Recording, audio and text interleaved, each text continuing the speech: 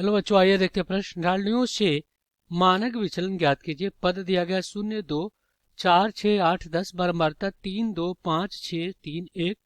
तो चलिए इसको हल करते हैं। सबसे पहले तो हम क्या करेंगे, यहाँ पे मुख्य अवधारणा लिखेंगे। मुख्य अवधारणा, तो ये क्या होगा इस प्रश्न के लिए? तो देखिए हम क्या करते हैं, मानक विचलन का सूत्र लिख लेते हैं। मानक विचलन ये होता है सिग्मा बराबर, यहाँ पे वर्गमूल में क्या होता है, वर्गमूल में होता है समेसन एफ गुणे में डी का वर्ग और बटा में ये क्या होता है, एन होता है। जहाँ एन क्या होता है, ये होता है समेसन एफ, और यहाँ पे डी क्या होता है, ये होता है एक्स माइनस एक्स बार, और अंतर मात्र एक्स बार बराबर क्या होता है, सिग्मा एफ गुणे एक्स और बटा में सिग्मा एफ। तो चलिए दिए गए प्रश्नों को हल करते हैं। तो यहाँ पे लिखेंगे हल। तो सबसे पहले तो हम यहाँ पे पद बना लेते हैं, फिर आपका बारंबारता हो जाएगा एफ, और यहाँ पे हम क्या करेंगे, एफ गुणे एक्स निकालेंगे, और पुनः फिर यहाँ पे डी, ये होता है एक्स माइनस एक्स बार, और फिर यहाँ पे डी का वर्ग, और फिर यहाँ पे हम क्या करेंगे, एफ गुणे डी का वर्ग निकालेंगे। तो ये हमारा सारणी हो गया। तो देखिए पद क्या है आपका, 0, 2, 4, 6, 8, और फिर क्या आपका 10 है। तो ये 10 हो गया। और यहाँ पे बारंबारता ये कितना है, 3 है, 2 है, 5 है, 6 है, 3 है, और फिर आपका 1 है, ये है। अब f गुणे डी निकाल लेते हैं।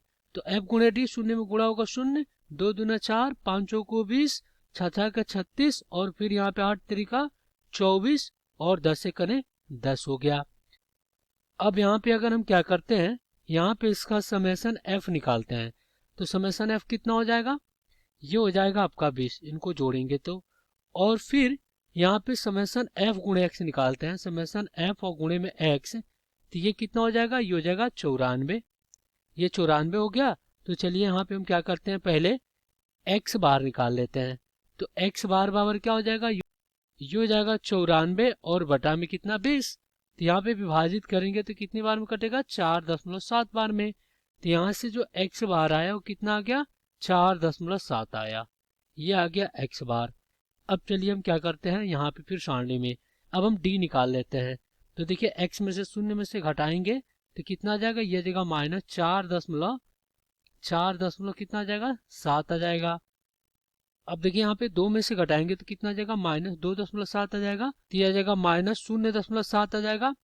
यहाँ पे घटाएंगे 6 में से तो कितना हो जाएगा, ये हो जाएगा 1.3, और फिर यहाँ पे घटाएंगे, देखिए 8 में से तो ये हो जाएगा 3.3, और पुनः यहाँ पे 5.3, तो ये हो जाएगा 5.3। इतना हो गया।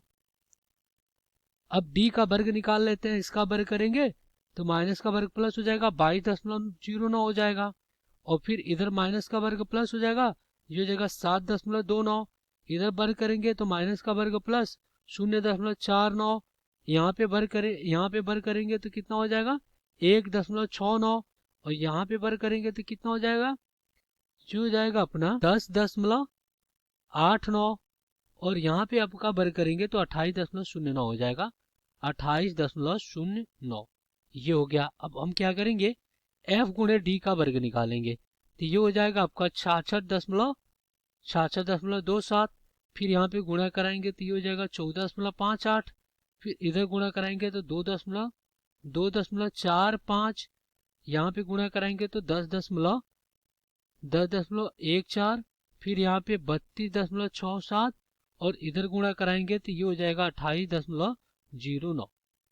इधर एक में गुणा करेंगे तो 28.09। अब हम क्या करते हैं, समेसन f गुणे डी का वर्ग निकाल लेते हैं। तो यहाँ पे देखिए क्या हो जाएगा, समेसन f गुणे डी का वर्ग बराबर ये हो जाएगा आपका 154.2। अब यहाँ पे क्या हो जाएगा, ये होगा सिग्मा बराबर वर्गमूल में कितना, ये हो जाएगा 154.2, और बटा में यहाँ पे क्या हो जाएगा, बटा में यहाँ पे 20 हो जाएगा। तो यहाँ पे इसको काटेंगे तो कितना बार में कटेगा, 7.71 बार में। तो यहाँ से सिग्मा बराबर क्या हो जाएगा, वर्गमूल में 7.71। तो इसको हम क्या लिख सकते हैं, इसको हम लिख सकते हैं वर्गमूल में 2.77 का वर्ग। अब वर्ग से वर्गमूल हट जाएगा तो हमें जो सिग्मा प्राप्त होगा कितना होगा, ये हो जाएगा 2.77। तो यही हो जाएगा आपका मानक विचलन, यही इसका उत्तर हो जाएगा। आशा करते हैं बच्चों ये प्रश्न आपको समझ में आया होगा। धन्यवाद।